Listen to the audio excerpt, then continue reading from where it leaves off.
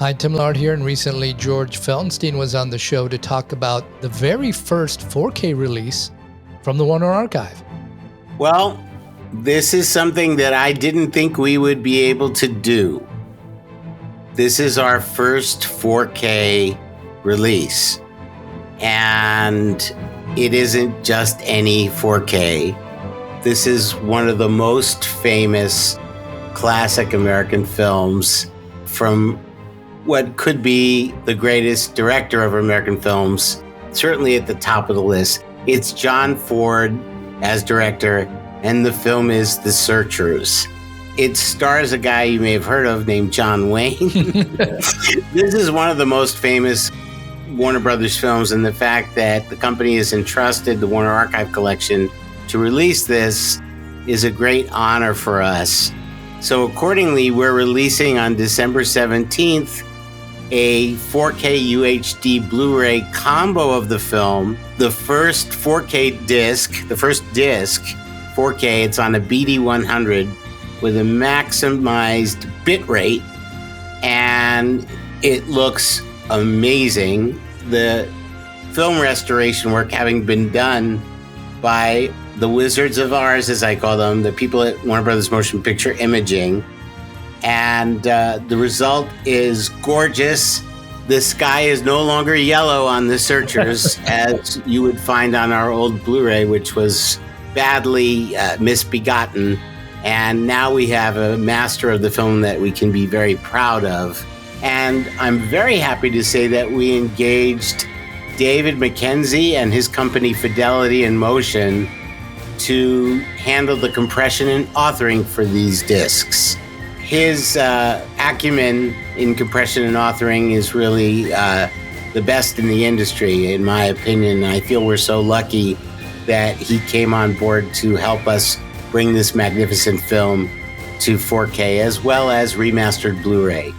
And the 4K UHD disc comes with a second disc, a Blu-ray of the remastered film, not the old master. It's a new Blu-ray disc that also includes over an hour of special features, all of which are now in HD. We also have a commentary for the feature by the late Peter Bogdanovich, and he was a great friend to our company, and we're so lucky to have this archival commentary. So that's on both the 4K disc and the Blu-ray disc, and all the rest of the special features are on the Blu-ray disc. We have a documentary called The Searchers and Appreciation. We have another documentary called The Turning of the Earth, John Ford, John Wayne, and The Searchers. It was made by Nick Redman, now presented in high definition. We have outtakes that are really, really interesting. We have newsreel coverage of the film's world premiere in Chicago. And then we also have 4 different behind-the-camera sequences from the Warner Brothers Presents television series. The disc is a BD100 for the 4K UHD disc. It has Dolby Vision as well as HDR10. The film was mono, and the original mono track has been cleaned up, but there's no fake stereo, no fake surround. It is its inherent theatrical track with no false manipulation.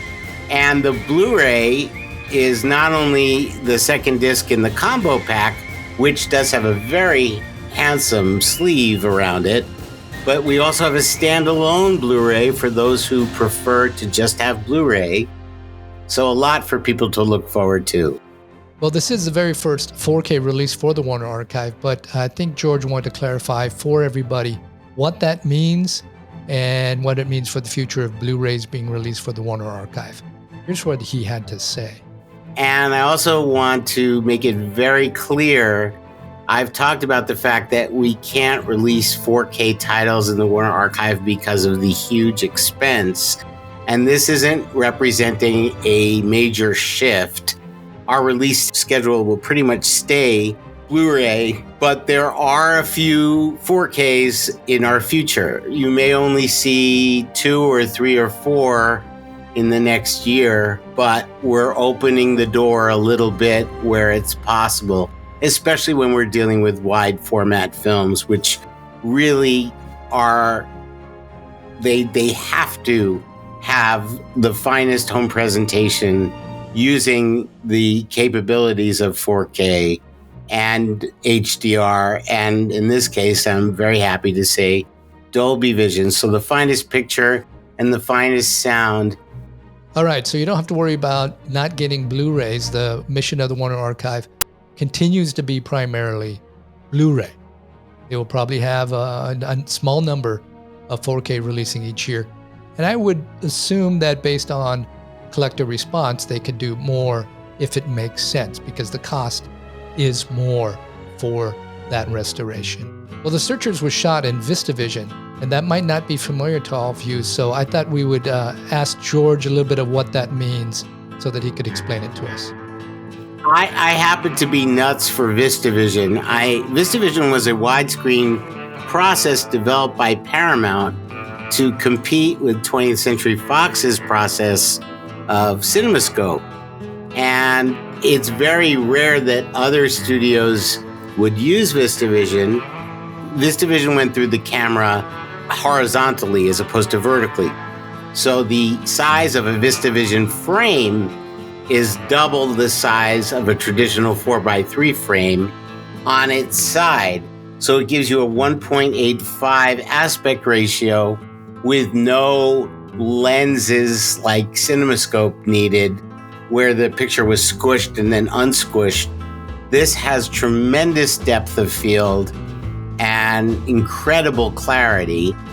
The Searchers was actually not a Warner Brothers production. It was an independent production that Warner Brothers got involved in very early in the game. It was a C.V. Whitney production. It's called the C.V. Whitney Picture. Thankfully, it feels organically like a Warner Brothers movie because Max Steiner scored the music. Well, the pricing on this is roughly around $30 for the 4K and Blu-ray combo pack, and about the $22 price point for the Blu-ray.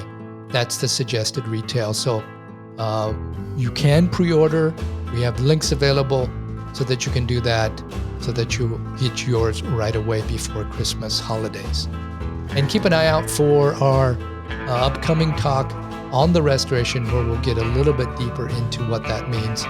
It's always fun to hear what the masters were like and what it took to get the restoration, both for the video and audio, to look pristine. I've seen this. I watched the film last summer at the Egyptian here in Hollywood, California, and it looks fantastic, sounds amazing. And if you're as big of a fan of The Searchers as I am, I know you're going to want to add this to your collection, because it is well worth it. Having the film looking with the right colors and that great sound, and to have it at home. So keep an eye out for that. We'll have that podcast in the near future. If you haven't yet subscribed, please do so here. And as always, thanks for watching our YouTube channel.